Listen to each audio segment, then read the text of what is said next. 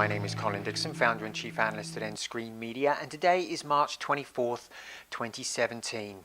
Well, the NFL seems to be taking the drop in ratings of games in the 2017 season very seriously. Roger Goodell says he is going to reduce the ad load, and in particular, he's taking aim at something that he calls double ups, which he says drives him crazy. And boy, they sure drive me crazy too. What is a double up? Well, it's when you get a touchdown followed by an ad break, followed by a kickoff, followed immediately by another ad break. And boy, I won't be sorry to see the back of those, that's for sure. He says he's also going to reduce the number of breaks per quarter to four ad breaks at 2 minutes and 20 seconds each. That's down from 5 to 6 of 1 minute and 50 second duration. He says that consumers prefer fewer breaks and are not as sensitive to the length of the breaks. Now, will this tinkering with the ad load have an impact and bring fans back to watching the game? And in particular, will it bring back the millennials? Because boy, the drop in viewing in millennials is huge. For the game through November in 2011, the average audience was 4.2 million in this age group. Now, in 2016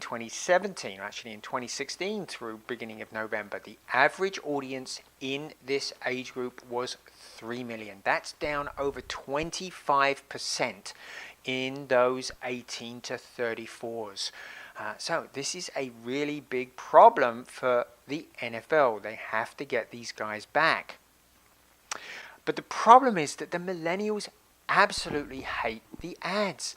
Deloitte Digital Democracy Survey finds that 80% of young TV consumers will skip digital TV video ads. 70% find mobile ads to be irrelevant. 45% have an ad blocker installed on their PC, and 40% have one on their smartphone. Boy, they really want to avoid these ads. And for millennials, the smartphone is really important because 92% have one, and they spend 143 minutes per day doing app and web, 53 minutes doing social, and 28 minutes streaming media. But the problem is that most cannot watch an NFL game on that phone. Why? Because the NFL has an exclusive arrangement with Verizon, meaning that Verizon customers are the only ones that can stream NFL games live on their smartphone. And in fact, they're just working to renew that agreement with Verizon.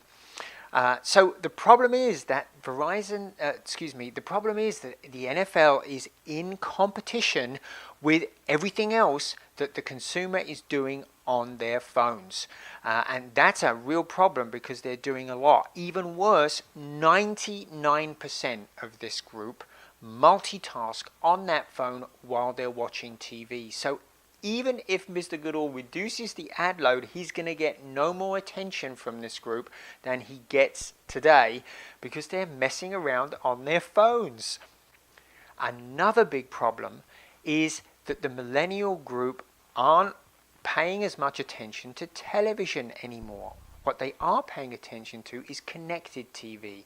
Over 50% of them have one, and 90% of millennials and Gen Zs, that's the group below, the age group below the millennials, say that they binge watch video content on those connected TVs.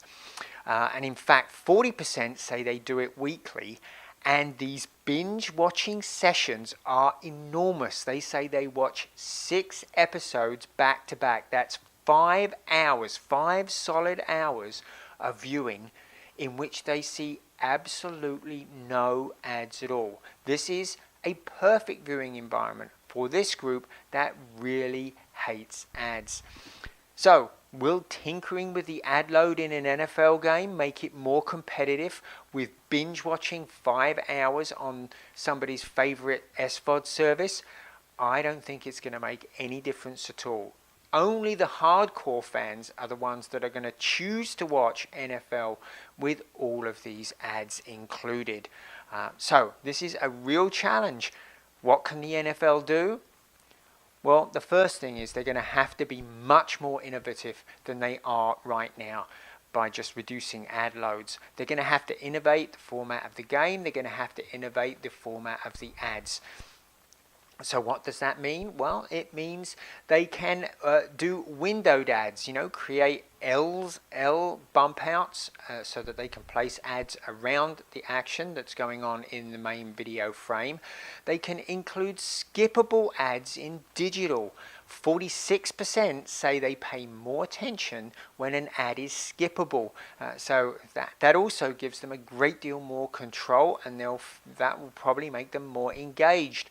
They can also use things like targeted ads to make the ads more relevant to the actual person that's viewing.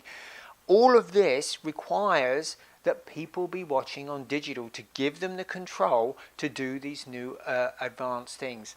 And that means they need to get the game available on smartphones for all millennials, not just those that are on Verizon. If they do that, I think that they stand a chance of actually winning back people to the game. They are doing something which can help. They are beginning to work with Twitter and Facebook to live stream things associated with the game. That is a great move. They need to couple it with these other ad innovation things, and I think if they do that, they will start to see millennials come back to the game. So, will the NFL do any of this season? Well, I think they're going to do a little bit more with Twitter and with Facebook. But it looks like in the broadcast, we're only going to see this minor innovation in the reduction in the ads. But hopefully maybe in 2018, we'll see a little bit more adventurous taken with the ads and with the whole format by Mr. Goodell. And that will hopefully bring back some of the audience. And if it does, you can bet we'll be talking about it here on nScreenNoise. We'll see you again next time.